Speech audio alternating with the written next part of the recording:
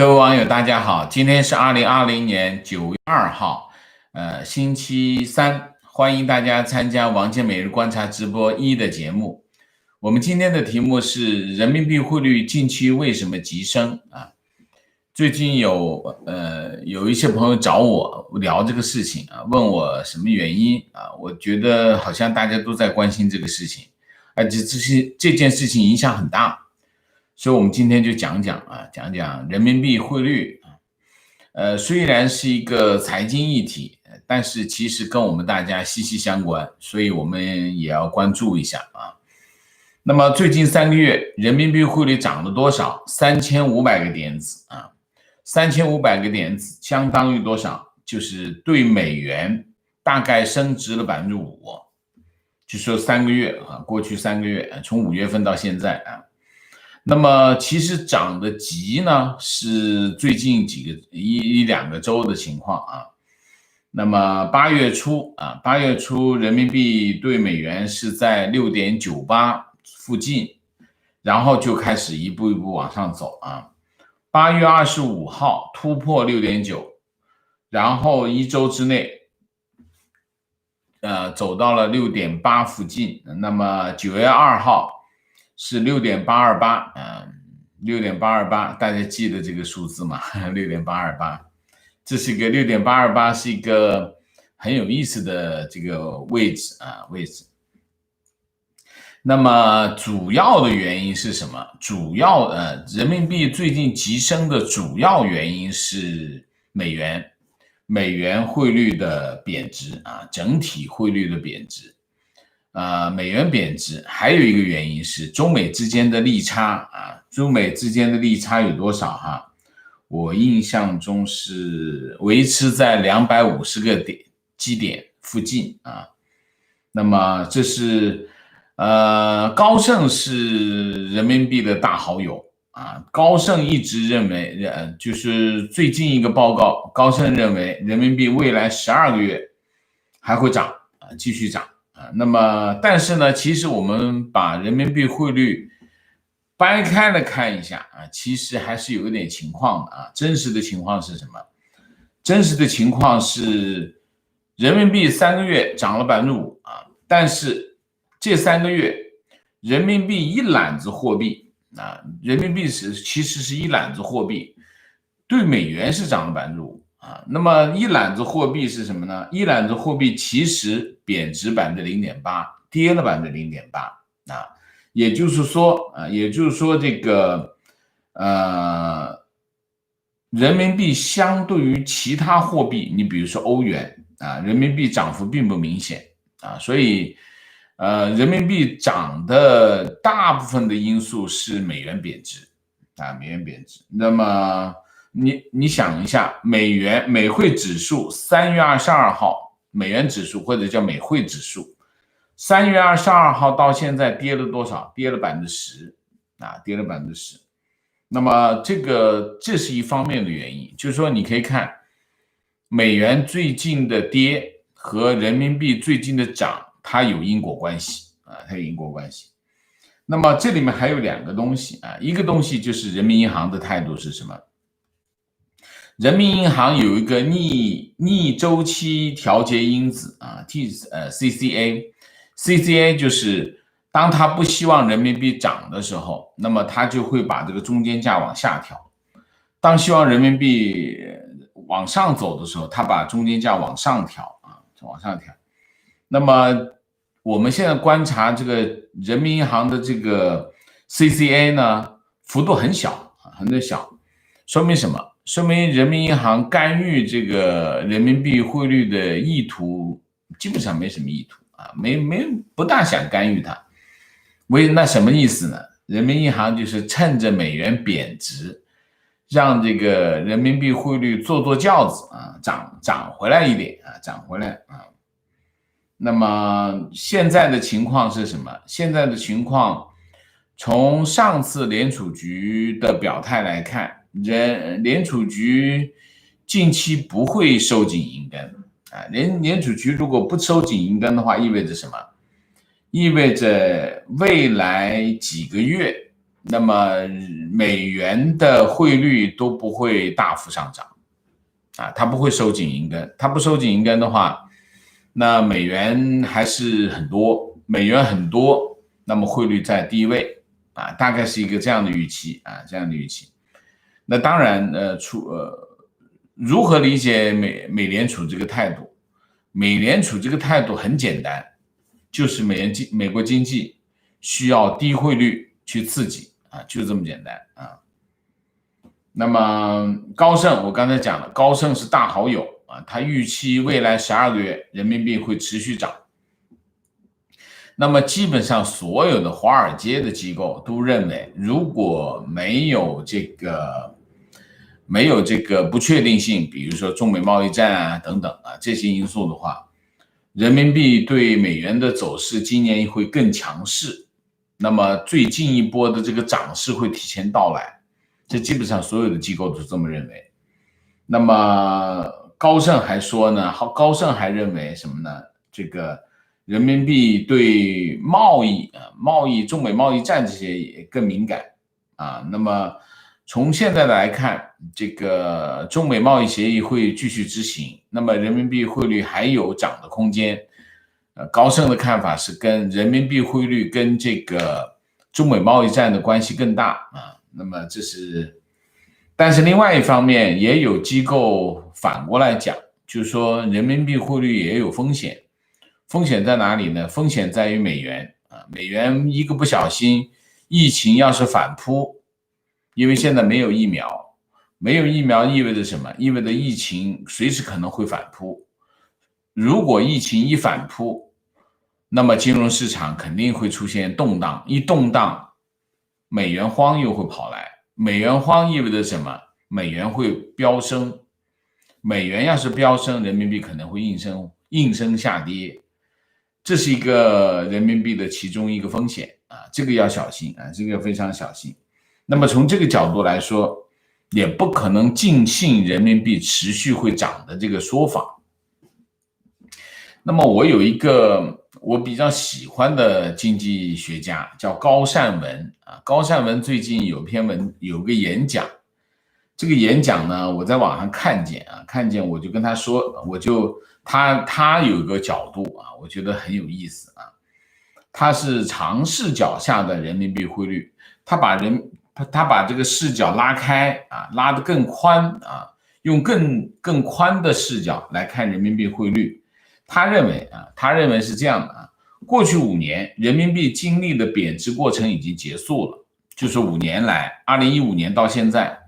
人民币是一个贬值的过程啊，这个没错，因为2015年811汇改，811汇改，人民币持续下跌啊，人民币汇率啊，那么他认为人民币不仅已经跌透，而且已经跌过了，这是高善文的看法。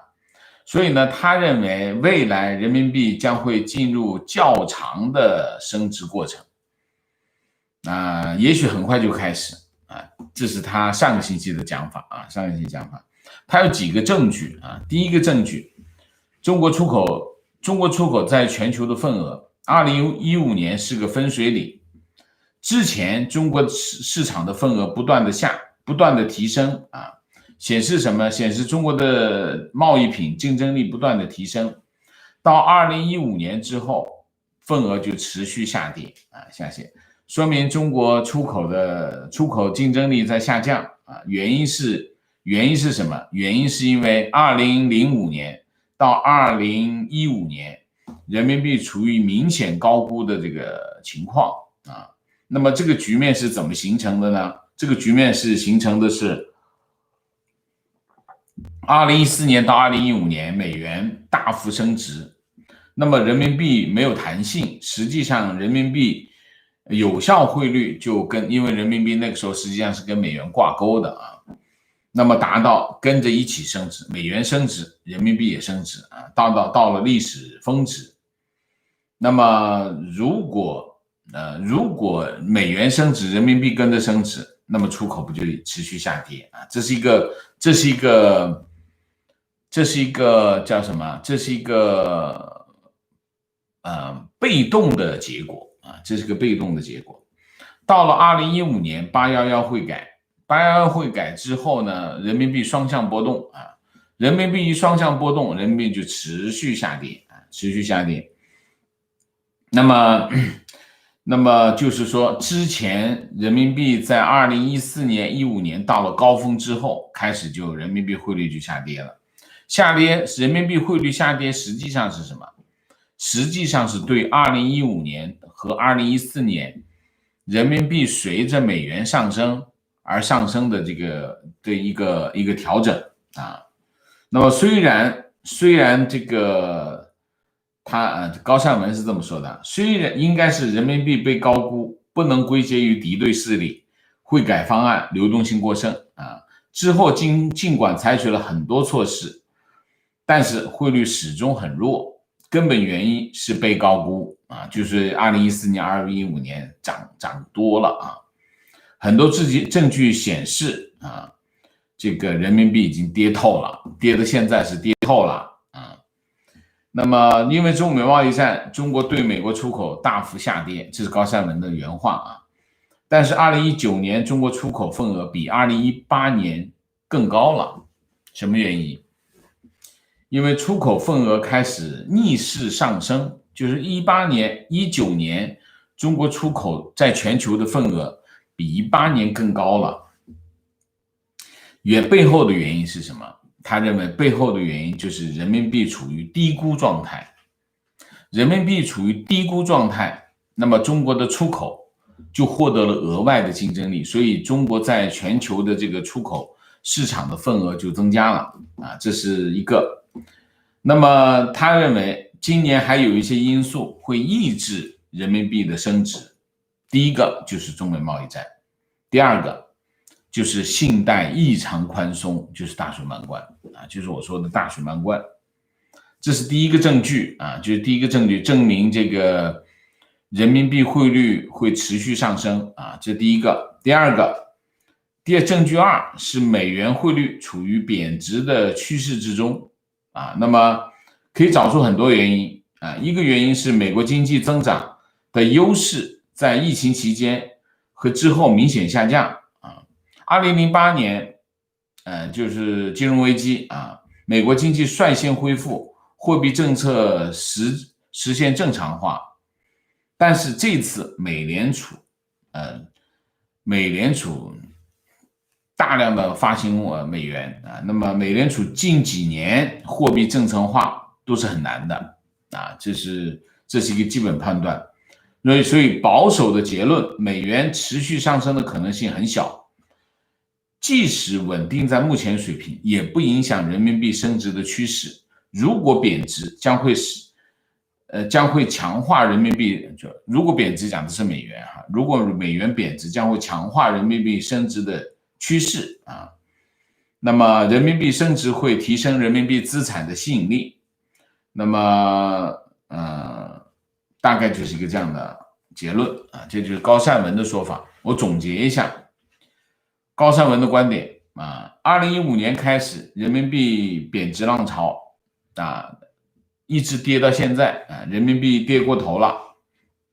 2019年出口份额的上升证明人民币跌过头，这是第一个观点。第二个观点，从现在开始，人民币会呈现一个长期的升值过程啊。我的看法是什么？我同意高善文的大部分观点，但是我对他的结论有保留，就是我对他的论据我大部分都同意啊，但是我对他的结论有保留。为什么？因为他聚焦的全部都是经济领域啊，比如说贸易啊，比如说这个汇率啊，但是其实影响经济的因素很多，他的这个时间点拉得很长，没问题，但是他的视野不够宽，因为影响这个汇率还有很多的因素，我认为有些因素他没有放进去，对我们的这个基本判断或者我们对结论会有影响。那么我来说一下我的看法啊。那么最近人民币急升啊，3个原因第一个原因，美元下跌，这是主要因素，占80%。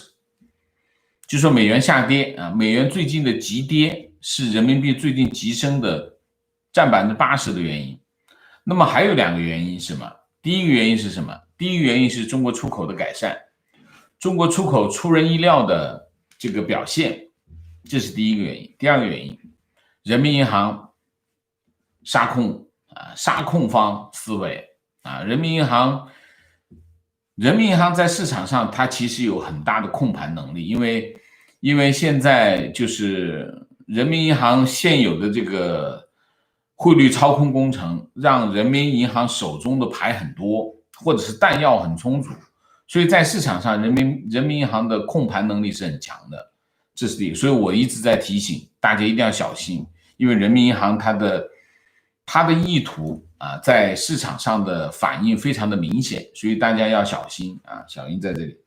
所以我认为人民币最近急升有三个原因，第一就是美元急跌，第二中国出口的出人意料的表现，第三就是人民银行的杀空头。因为我认为对于人民银行来说，守住人民币汇率这个任务非常的繁重，所以他一有机会他就会杀一下空头啊。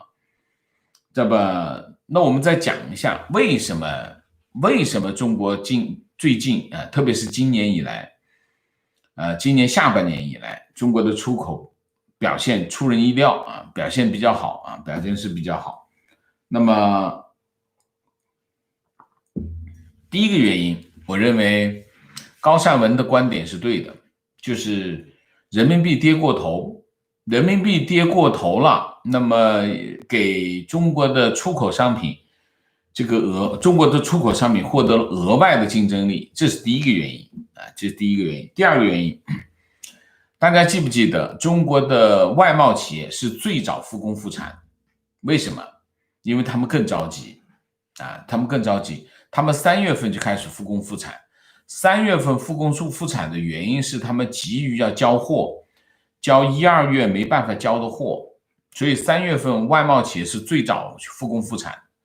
到了4月份，中国的外贸企业就出现了一下子，当把前面的订单做完了以后，啪，订单没了，出现了一个订单荒。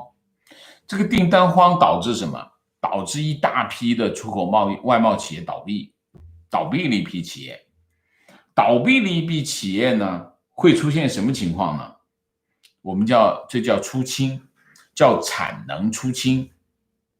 比如说我们现在有100家印刷厂啊，100家印刷厂在市场上抢单子、抢订单，那么有些抢得多，有的抢得少啊，反正基本上大家都维持一个有些亏损、有些挣钱、有些打平的一个这样的情况。突然出现了一个什么情况呢？出现倒掉了20多家，一个什么原因啊？比如说政府查什么呢？政府查污染、环保，结果倒掉了20多家。倒掉20多家意味着什么？这叫产能出清，产能减少了。产能减少意味着什么？订单还是那么多，可是原来是100家厂子在抢，现在一下子呢变成什么呢？变成80家厂子在抢，但大家日子好过一点，有些生意还会变得忙不过来，就是一个这样的情况。那么现在的情况就是什么情况呢？就是4月份倒了一批外贸厂，那么意味着出清了一部分产能，那意味着现有的企业就过得比原来要好一点，或者甚至有些企业会更赚钱，这是一个原因啊，中国国内的原因。还有一个原因是什么？还有一个原因是其他国家的产业链没恢复。它在其他国家产业链没有恢复，就跟中国的外贸企业不一样。外贸企业大概4月份、5月份已经开始慢慢的正常化了，中国的外贸企业正常化的时间比较早，5、6月份已经开始开足马力开始生产啊，开足马力生产。那么其他的地方的订单，它由于产业链没恢复，它的订单就开始往中国跑，所以中国的企业拿到的订单，可能他还拿了其他地方的订单，所以他的这个市场份额更增加了。这是第三个原因。还有一个原因，第四个原因是什么？第四个原因就是由于其他地方疫情还在蔓延，对口罩和医疗防护品的需求仍然非常大，这些订单也跑到中国去了。为什么？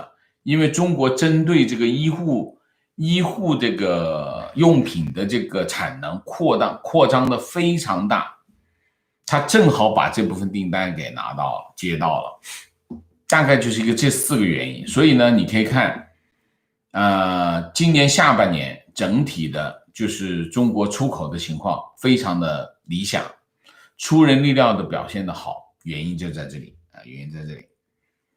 那么我们再说一下人民币到底未来会怎么样啊？大概我说3点。第一点，人民币汇率持续上升的条件不具备啊。我同意高善文讲的，就是人民币可能是跌过头了啊，跌过头，但是人民币持续上升的这个条件不具备，原因有2个。第一个原因是什么？第一个原因就是人民银行，人民银行是不会希望人民币持续上升，汇率持续上升。人民币汇率持续上升意味着什么？意味着两个情况。第一个，对中国出口不利。中国现在需求内部需求不好，它需要靠外部需求来带动整体的需求。所以对于人民银行来说，它一定不会希望人民币汇率持续上升，这是第一个。第二个原因是，如果人民币汇率持续上升，它有一个副作用，什么副作用？就是这个叫什么？银根稍微会紧，它有银根紧缩的效果，这是另外一个原因。所以我觉得人民银行会，它可以接受的一个，人民银行可以接受的一个结果是什么？就是稳中有升啊，就基本上你可以看到它是平稳的，甚至略有上升，它可以接受，但是持续大幅上升不会接受。这是第一个啊，这是第一个，就是说我认为人民币持续的大幅上升的这个升值的这个情况不具备啊，这是第一条。第二条，人民币中期是有压力的啊，中期是有压力的啊，原因在哪里？原因就是2个，第一个，中美贸易战啊，中美贸易战是或者是中美交恶，中美关系的这种中美这个交恶，中美之间的对抗，对人民币中期的汇率是有压力的啊。那么在这个问题上，大家千万不能抱有幻想啊。为什么？还有一个原因，什么原因呢？对人民币中期有压力的是人民币的资金外流啊，资金外流是人民币中期压力的另外一个原因啊。那资金外流的原因，当然主要的原因是政治原因啊，地缘政治的原因、国内政治的原因等等，对经济的看法，对经济整体态势的看法，都会造成人民币造成资金外流啊。那么这2个原因，所以我认为人民币长期升值的条件不具备，中期有压力啊。但是呢，人民币贬值在现在的条件下不存在这个大幅贬值的可能啊。所以呢，总结一下，人民币近期保持上升的态势，这第一句话。第二句话，中期有压力，但是能够保持稳定，甚至稳中有升啊，这是第2个。第3个，人民币汇率有风险，大家记住啊，这是提醒。引爆人民币汇率风险的主要是2个因素，第一个因素中美关系，第2个因素香港问题，就是港元啊。人民币跟港元是双胞胎啊，虽然他们在金融上没有逻辑关系，但是他们被视为有因果关系。所以港元我们要观察什么？我们要观察香港问题，香港问题会影响人民币汇率，就是基本上是这2条。第一个，中美关系，中美交恶，中美互斗斗而不破，一个这样的局面所以呢，我在这里提醒大家人民币现在涨了这一段时间涨了5%了，在这个时候就要谨慎一点别一看大家都说要涨，那我就一头冲进去，这个问题就要小心小心那么大体上就是这样，人民币我就在这里提醒风险就是说风险提示，人民币汇率有风险，大家要小心一点然后我再讲讲这个什么，讲讲昨天这个美国国防部出台的2020年中国军力报告这个我看了一下没看完，太长了，200页，实在没有时间。昨天下午看了看了1/3然后后面就大体上翻了一下这是国防授权法要求的国防授权法要求美国国防部每年提交中国这个军力报告那么去年的军力报告有一个最大的特点，就是把中国定义为战略竞争对手。今年有没有说？今年没说今年没说。但是这一份报告有200页这200页的报告，其实我看了大概1/3吧，这1/3都在讲什么？都在讲中国的意图，中国的战略意图。其实你可以看我后来翻了一下，后面也有讲军备讲战力军备战力，我觉得怎么说呢？国防部嘛，做报告嘛，肯定得把他的对手说的厉害一点那他有一些数据我是不认同的，就比如说他说这个中国的海军世界最大的海军和最大的陆军都是把这个武器装备的数量进行对比。武器装备的数量对比没有意义，因为什么？为什么？你说一艘航母能跟一艘这个战列舰对比吗？没办法，它数字上都是1，但是你这个完全不一样。然后你美国的航母的数量跟中国的航母的数量，你没办法比所以这里面如果用数字来比，那其实完全没有，就是说没有可比性这是第一个。第二个，其实你看这个战力的报告，一大部分在分析什么？分析中国的战略意图。所以其实对美国来说对美国人来说，其实打败不打败其实不是问题，因为对美军来说，他的战力没有人可以挑战这是没有疑问的。说中国的海军会超过美国，或者某个领域会超过美军，我觉得这就是一个办公室政治的一个表现但是你从真正的角度来说，就是实际情况来说，美国国防部最关注的还是中国的战略意图，他到底有没有，他想干嘛？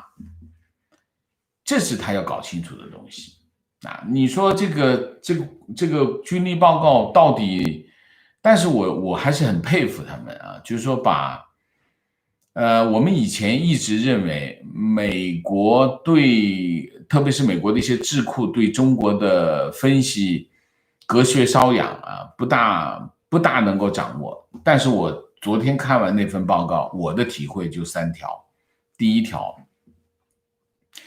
美国对中国的了解已经不是我们想象的那样了美国国防部的这份报告，他对中国的这种描述，他对中国的这个内部的政治逻辑、政治伦理和意图的这种关联，他已经清楚了他已经明白了他还不是那种原来说这个叫什么，有点像这个老外说普通话的那种感觉，现在没有了，现在真的是金枪了真的是金枪了。这是第一个，就是美国对中国的了解已经不是当年的情况了。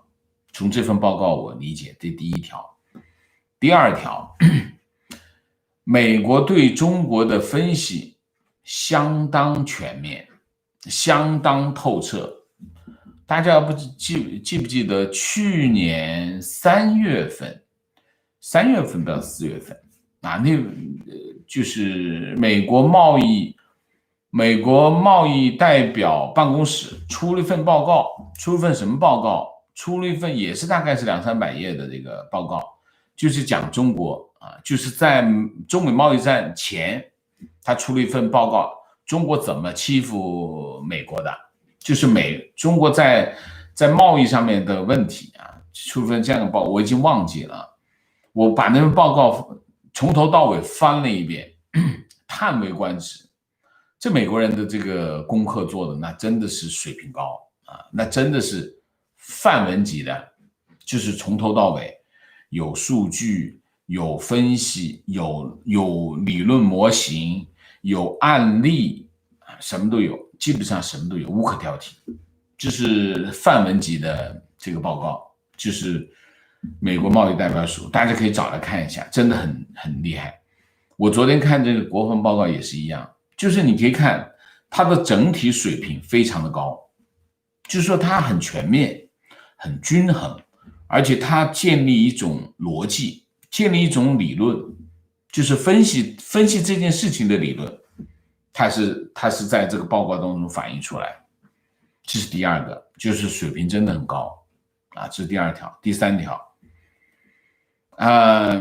相当重视中国问题，就是相当重视，它的细节已经到了非常细的细节里面去了，就是他们研究问题的态度很认真、很仔细，那真的是，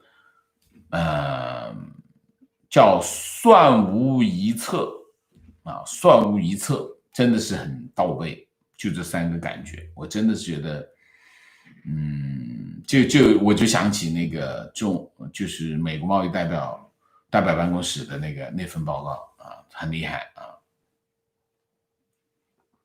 总结一下，我觉得虽然它里面也有一些新闻啊，我觉得那个不重要，说中国这个核弹头的问题啊，这个等等啊，这些武器装备这些问题啊等等，我觉得都不是特别重要。重要的是什么？重要的是美国开始明白中国了，开始知道中国是怎么回事儿，这是所有一切的前提啊！如果美国到现在还没搞明白中国怎么回事儿，这是有问题的，这是这个仗没法打。当美国真正的了解了中国，掌握了中国的意图，掌握了中国的理论的时候，这个情况就发生了根本性的变化。我认为这份报告最重要的地方是在这里。好吧，那我们今天就把今天的主题就讲这么多，我们下面就进入互动啊。进入互动之前，例行公事，请大家点赞，请新来的网友订阅，请大家加入我们的会员，支持我们做更好的节目啊。最近我也特别鸣谢一下，最近有很多网友在 PayPal 上面给我打赏啊，那么我在这里特别鸣谢啊，谢谢大家，谢谢大家的支持和鼓励啊，我会继续努力的。那我们下面就进入这个互动，进入互动之后，4个情况、问题、观点、情绪，好吧？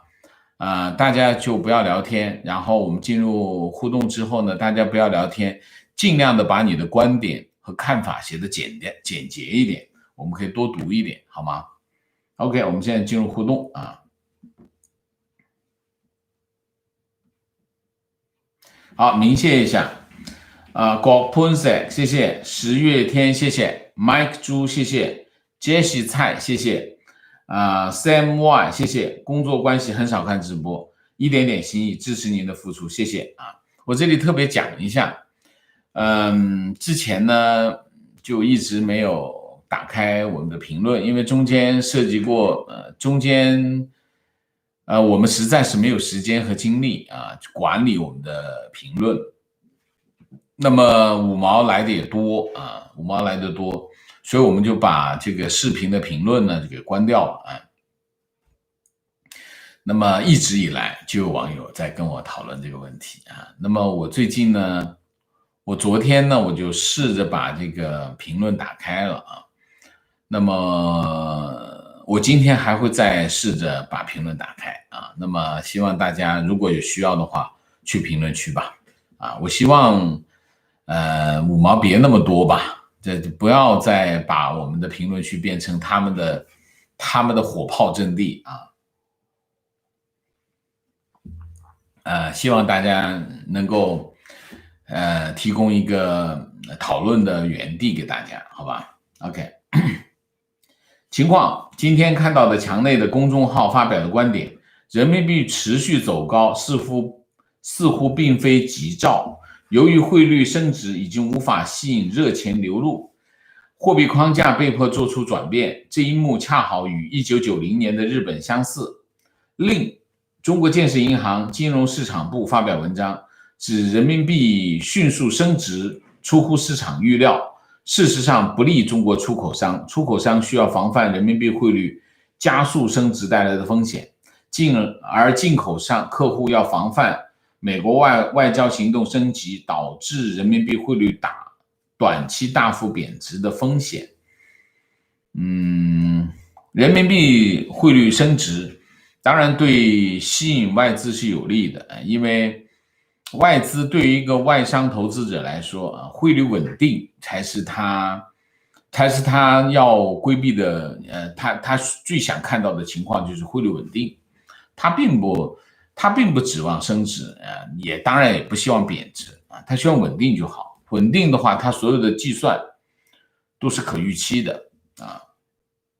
当然，升值对出口是不利的啊，升值对进口有利，但是贬值对进口不利啊。不管升值还是贬值啊，这里面对于贸易来说，所有的贸易商只希望一条稳定，不能够波动，剧烈的波动就是风险，你不知道怎么报价啊，因为当你报价，因为报价都是美元啊，如果你报价跟着用美元报价，突然美元涨了，那你报价还好，如果美元跌了怎么办？所以这一堆的问题啊，就是说它会有风险，它不知道怎么报价，它中间有很大的风险。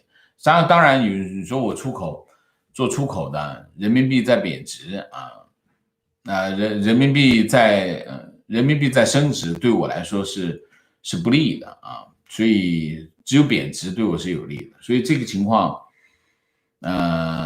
对于贸易来说，只是希望稳定啊，能够占点便宜当然更好，但是他不指望这个啊。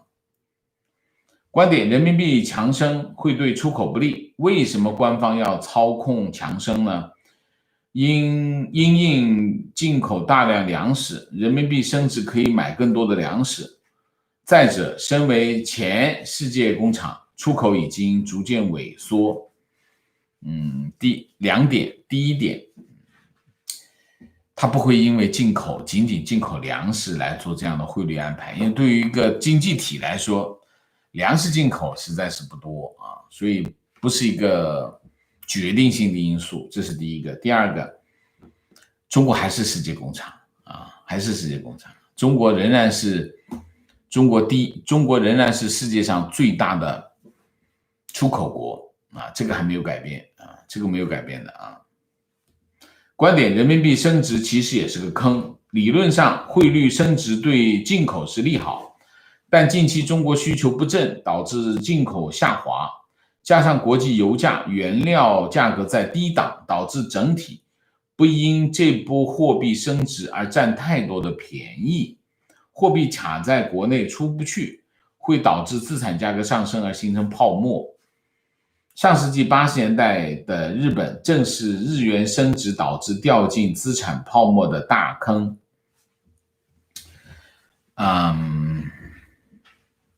第一个，只要你货币本币在升值，那么进口一定是便宜的啊，这跟他自己的意愿没有关系。但是人民币升值对资产来说有抑制的作用，对资产价格有抑制的作用啊。日元升值是资产泡沫的爆破的其中一个原因啊。为什么呢？因为日元的升值导致什么？导致资本的流出啊，资本一流出，泡沫就爆破了啊。观点不能自由兑换，货币的涨跌其实没有什么市场意义。从贸易角度看，出口下降不少，进口下降更多，所以对美元的需求下降。中国人民币是这样，人民币我们讲，一个货币它有两个项目啊，一个是叫资本项目，一个叫贸易项目啊。那么人民币资本项目是不能自由兑换的，就是你不能随便去换钱的。但是在贸易项目下面是自由兑换的，就是你可以根据你贸易的需要自由的买卖外汇啊。所以，但是它有一个条件是什么？你收到外汇，在一定的时间内要结汇，就是要卖掉的外汇。所以呢，当你需要进口的时候，你可以去外管局申请，填个表，填10个表，说我要进口东西，一看真实的合同，他就会批给你，你就可以直接在银行买汇。所以基本上在贸易项目，人民币是自由兑换的，资本项目不行，资本项目一年一个人的额度是5万美金啊。观点：人民币只针对美元有所升值，其他货币已经跌得一塌糊涂。其他货币是贬值的啊，特别是对欧元是贬值的啊。观点：中国国企今年亏损是历年最严重的，而国企是中国经济的主体，而且考虑到交通运输量不足，中国经济的实际情况还很糟糕，远没有 CCTV 宣传的那么好，非常正确啊。中国经济的情况，20年最差吧，这个没有问题啊。提问：中国制裁华为等一系列公司，会不会导致进口芯片需求减少？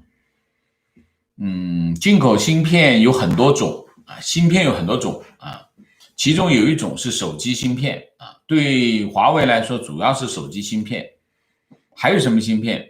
还有就是5G 的基站也是有芯片的啊。这两个芯片如果制裁华为的话，这两个芯片肯定是受影响的啊。那么如果制裁华为，那么芯片需求会不会减少？就2个方面。第一个方面，除非手机的需求下降，否则芯片的需求不会下降。为什么？因为华为没有芯片，它做不了手机的话呢，那就它的市场份额就会被其他的手机供应商、制造商吃掉。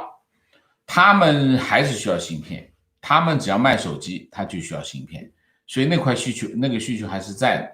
所以除非你手机去年是出货量是5亿啊，今年变成了2亿啊，那中间有3亿的减少，那芯片的进口量会减少。如果是去年是5亿，今年还是5亿，那没有变化，只是这个供应由华为变成了其他牌子而已啊，这是一块。另外还有一块就是 5G 还有很多种芯片啊，包括什么监控啊，都有芯片啊，都是有芯片。那些就是看需求，跟华为呢，就是华为做不了，那么会影响华为的进口。但是如果需求还在，其他供应商的话，在提供供应的话，芯片的需求也不会减少啊。情况现在北京开学了，大学生都在一定要做完核酸检测才可以回学校，校园又要封闭管理，无特殊情况不能离校，学校的饭菜又普通又贵又差，更有甚者，有的学校甚至要求错峰吃饭、错峰洗澡，可悲这些年轻人一边厉害了我的国，一边又被割韭菜、遭歧视，而最多只能在网上发牢骚而已，不像港台的年轻人喊出自己的心声。 OK， 情况，我在国内大学上学，昨天中午食堂吃完饭剩了半碗米饭，正准备倒的时候，被前来视察的食堂老总叫住，进行了口头教育。据他说，刚刚有电视台来过，暗拍大学粮食浪费的情况。那学校特别男生就算了，女生那就是最严重了啊。但是你要说浪费粮食，中国那不算，因为最终中国所有的粮食倒到那个泔水桶里面的泔水都拿去喂猪了，根本没有浪费啊。你看看真正浪费的是什么？你去美国的餐厅看看后面的那个后厨那边，那才叫浪费啊。情绪，哥哥把侄女托付给我，带几天，孩子才小学1年级，刚入学，要求孩子一晚上背会24个社会主义核心价值观，孩子不会拼音，根本不知道怎么教，孩子无奈地说根本听不懂，孩子最后被难为哭了，心里很愤怒，不想着富国强兵，天天搞道貌岸然的理论毒害思想，孩子也不放过。我认为这么邪恶的政府，最终若不灭亡，真是天理难容。OK， 情绪，个人身在大陆啊，一直庆幸台湾为中华文化保留一点骨血。现在那个小丑在德国的骚操作激起欧盟全面反弹，于是台湾终于可以看到全面打破孤立，重回国际的曙光。恭喜台湾，幸甚台湾。这次王毅去呢，我觉得2个问题。第一个问题就是本身呢，我觉得欧盟的态度在转变，欧盟态度本身是在转变，就欧盟对中国的态度是在转变这是一块。另外一块就是捷克中国在捷克身上表现出这种大国风范，让整个欧盟都闹翻了这就是翻车的原因观点：中国教科书根本乱写，汉族和维族、蒙古族、藏族矛盾这么严重，大陆教科书上只写56个民族大团结，结果还把我们台湾土著也放进去观点：美国对华观点有2个传统，一是国防军事情报部门的对华认知，比如说国防部、CIA， 还有像胡佛研究所这样的保守派智库。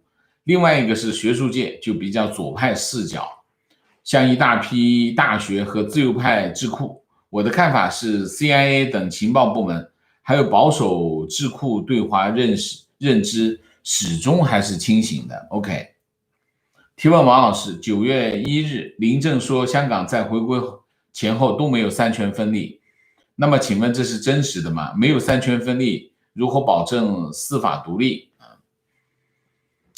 三权分立讲的是什么？讲的是行政、立法、司法三权分立，就是说司法权和行政权和这个立法权，他们互不隶属，互相制衡。它是维持一个政府正常运作的条件，这也是在普通法条件下它应有的机制。如果在普通法的情况下不能够三权分立的话，这个体系是没办法运作的这是一个非常简单的常识那么林郑月娥在否认没有三权分立否认三权分立，不否认三权分立说明什么呢？说明2点。第一点，拍马屁，拍给谁看？拍给习近平看。你看我们不承认三权分立，中国就没有三权分立，中国就是独裁，一党独大，然后只有一个党、一个国家、一个军队、一个领袖、一个民族，它最后的全都变成一。中共的独裁，它最后全部变成划一个思想一个领袖，类似这样的东西那么林郑这么做呢，第一个就是拍这个习近平的马屁。你看，我们已经把香港从殖民地给掰过来了，掰到跟国内一样了，这是第一个。第二个，他想让自己一人独大，就是他意思就是我跟大陆一样，没有三权分立，我就是一权，行政权所有的都是我，权力在我这儿，我要独裁，就这个两个想法，没有别的，就是4个字：阴暗心理啊，阴暗。他说的这个现象，他说这个事情在香港是不存在的，香港就是三权分立，没有三权分立，没有像现在的香港的样子啊。观点，纽约时报说中国第2季度出口强劲，可能是真实的情况，因为出口增加了，所以人民币走强。但是这种出口上升能持续多久，看美帝会不会搞它。因为世界主要经济体因为疫情制造业衰退，正好给了最先复工的中共先机，可以得以出口上涨。看看列强怎么围殴中共的以疫谋霸了。你可以看一下美国的制造业景气也在高涨啊，也在高涨。所以你可以看，我刚才讲过了啊，就是说疫情出现了一个什么呢？出现了一个产能出清的这种局面，就是有一些实力不够的企业倒闭了。倒闭的导致的后果是什么？倒闭的后果就是有一些恢复的企业，它的需求就非常的旺盛，它就会开始加大马力生产，所以它的景气度在上升。所以你可以看一下美国的最新的这个制造业的景气度是上升的很快的超出预期，也是超出预期的。基本上我认为大家的情况都是一样，就是都在出乎意料的反弹包括美国提问王老师，中印边界又升温了那么印度态度蛮清楚的，但您认为中方会怎么反应？有可能发生军事冲突吗？我认为现在的中国会避免军事冲突除非他疯了。他会不会疯了？有可能也会疯。但是如果从理智上来说，他应该忍让，因为他在太多的方面出现了状况，他现在没有条件跟印度发生一场低度的军事冲突，我认为都不具备。因为低度的军事冲突有可能变成一个高烈度的军事冲突。那么中印边界发生一场高烈度的军事冲突，对中国来说那是灾难性的对中国来说绝对是灾难性的。所以理论上来说他不应该做这个动作，但是不好说。他会疯吗？就像那天那个谁说的一样就是我在推特上面我说理论上他不应该这么干就是在自己吃饭的餐桌上拉屎。那有人在反驳我，他说以前还拉得少吗？我后来想了一下，大部分情况下他认为这个餐桌不是他的，他的餐桌在那儿呢，他在你的餐桌上拉屎，他只是在你的餐桌上拉屎他不认为那是他的餐桌他跟你不在一张桌子上。但是会不会有一些其他的因素比如说200斤突然那天下床的时候摔了一跤火了，说干有可能吗？有这种可能性有这种可能性。所以这就是独裁政权的不确定性，这叫独裁任性就这个道理情况有件事情必须和老师分析，王毅这厮刚刚离开法国，从他嘴里流出的尿味还没有散掉，法国外交部就力挺捷克共和国，批判王毅对欧盟盟友蛮横无理。作为一个法国公民我很激动，法国政府终于开始捍卫自由平等博爱的价值观。怎么说呢？法国政府这么做反正也没成本，所以有点狡猾。就是说等王毅走了，他出来说这个话，当然不要钱又不用付出代价，说一下而已。不行，等王毅回来，我再见面的时候再说两句好话，再把他兜回来。我觉得大体上是这样。你真正的态度是什么态度？你就得像那个谁，像马斯的态度就对了，就是当着他的面，你能当着他的面把这话说出来，那就是真正的，就是你要付出代价，但是你还是要说的，这才是真正的态度。像法国这种态度，就是有点耍滑头啊，就不要钱的好处使劲给，就这个意思啊。但是当然，他说比不说要强啊，但是也反映了什么？反映了欧洲的态度，欧洲对中国的态度啊。情况，美国完全因为新冠病毒致死的一共9000多人，这个死亡人数较往年流感死亡的人数都低。这个疫情纯粹是被忽悠了。我认识的没有一个因为感染新冠而死的，病毒测试结果阳性的都是轻症或者无症，抗体测试的阳性有几个都从未有过任何不适感。这几个月因为在家工作、勤洗手、多运动，连感冒都没得过。CDC 近来修改他们的数据，美国直接死于新冠的只有6%，不到1万人，但是主流媒体不报道。川普的推也被禁，王老师怎么看？我认为这是一个两头极端的说法。这一头呢，当然很极端的说法就是只有9000人啊，那么那头的说法就是10几万人啊。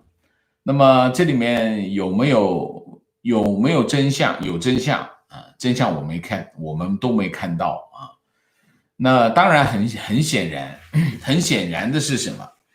很显然的就是这个武汉肺炎的这个病情很诡异啊，有些人呢很快得病，很快就死了。有些人呢有感冒症状，有些人根本无症状啊，就他的个体差异非常大。所以呢，我现在不觉得真的好像感冒一样，其实不是啊。它针对不同的人有不同的状况啊。我看过一篇报告也是这么讲啊。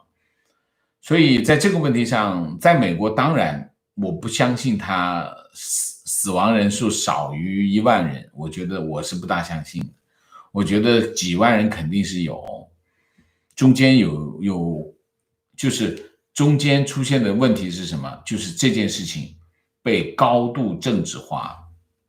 所以高度政治化之后呢，这些数据的解读要么往这头跑，要么往这头跑，都不真实啊，都不真实。我们现在离真实的情况还比较远，所以我没办法评价。我只是认为这件事情被政治化，被政治化之后，我们没有看到真实，我们没办法看到真相啊。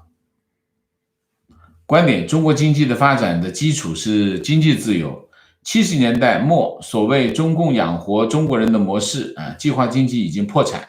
中共知道自己养不活中国人，害怕民怨导致自己倒台，不得不在经济上开放自由，受限的市场经济改革开放，老百姓自谋出路，中国经济也因此得以发展。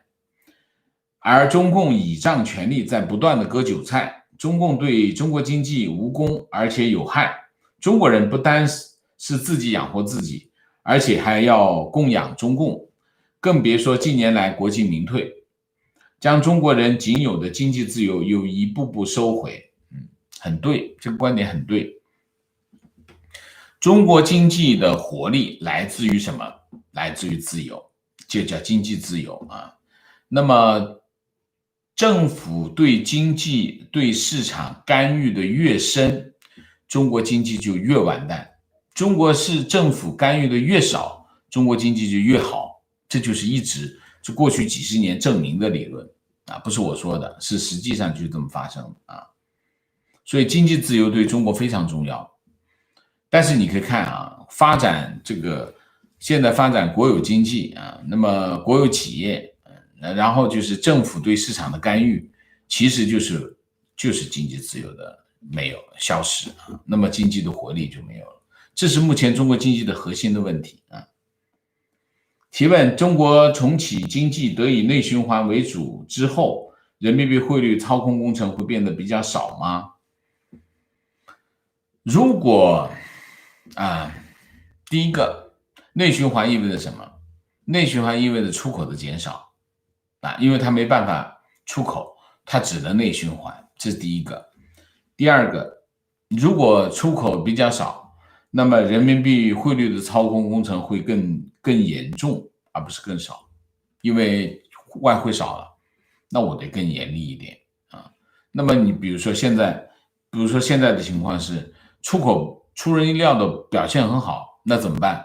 放松一点放松一点观点：统一官方语言没有问题，但是扼杀地方语言就是扼杀文化和洗脑。应该是这样就是说应该有一个非常完整的这种文化保护政策你比如说你在加拿大加拿大它法语也是官方语言它就保护什么？保护法语，保护它其实是个文化多元的政策。那么中国也应该有个文化多元的政策，文化多元的政策在少数民族的语言应该有，其中你比如说在内蒙自治区，你既然叫它自治区，那内蒙语应该是它的官方语言之一，对吗？你比如说新疆如果你是维吾尔自治区，那你维吾尔语维族语言应该是它的官方语言之一。藏族也是一样，你比如说像壮族自治区，有个广西壮族自治区，你像广州壮族自治区还有没有人说壮语？已经没有人说壮语，为什么？消失了，就这个问题。所以实际上就是说，如果你真的要去保护这种文化，不用你发明，抄就是了去抄就是了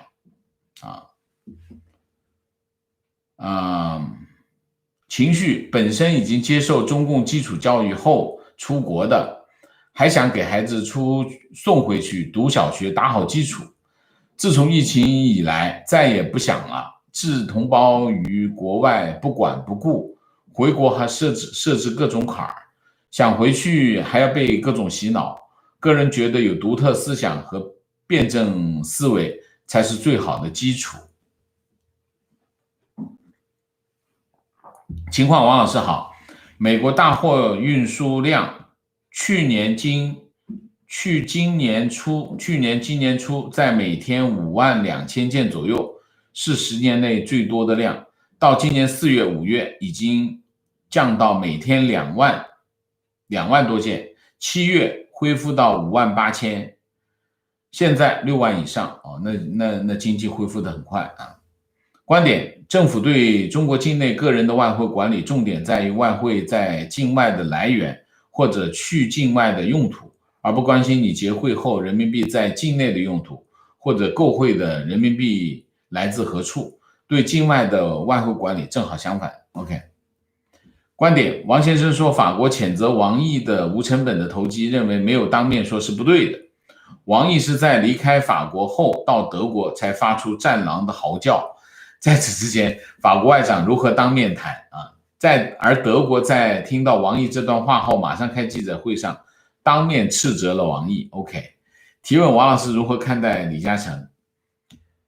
我们有一期专门的节目讲李嘉诚，你可以搜一下，好吗 ？OK， 明谢 Sophie 杨，谢谢归人111，谢谢米卡卡，谢谢温月江，谢谢于 Banky。谢谢坐标首尔，从事旅游业，今年受疫情影响已经失业8个月，连衣服都没买过一件，但我订了1年份苹果日报，已经想请王先生喝杯咖啡，虽然并不看苹果日报，但因为黎先生的气节令人尊重，所以订购，而王先生的节目是因为物超所值，希望王先生加油，有越来越多的人能看到你，谢谢你Andrew 梁，谢谢凌晨，谢谢，喜欢这里的聊天氛围，谢谢王老师和美西给大家创造一个这样可以正常聊天的环境，请王老师喝一杯咖啡，表达一点支持，谢谢。